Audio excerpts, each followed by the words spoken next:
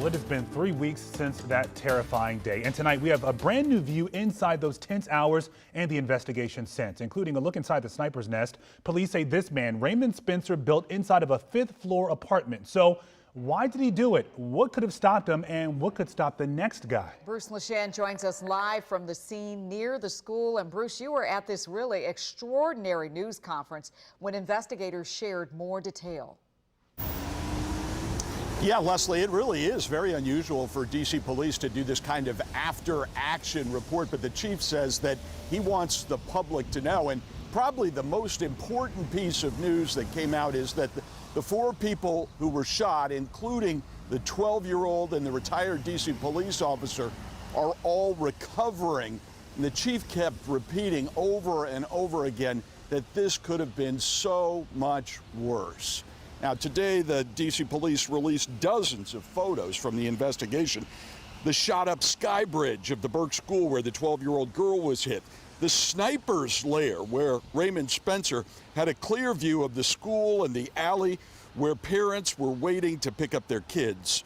The strange emptiness of the 5th-floor apartment the sniper had rented and furnished just with a bed, a table, and 6 firearms. The stacks of 20s he collected that left open the question how a young man who had no job, no friends, and had cut off his family financed his deadly operation.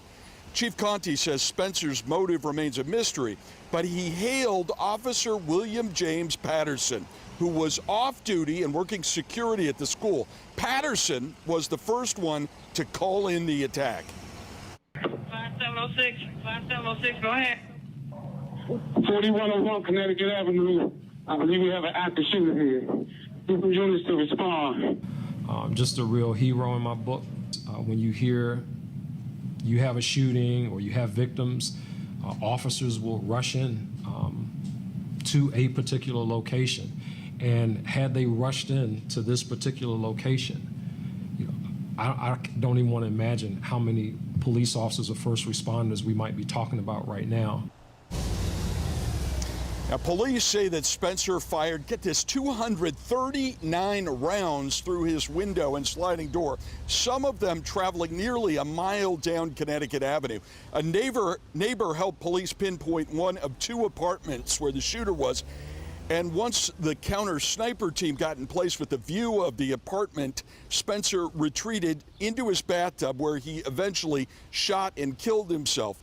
When police finally broke down his door, they found 800 unspent rounds. Now, if he had waited 5 more minutes until about 3:15, the alley back here would have been filled with students and their parents waiting to pick them up, and so many people could have died. Leslie. And Bruce, we can't even let our brains go there because we know what we would be talking about today would be far, far different. Bruce, thank you for that reporting.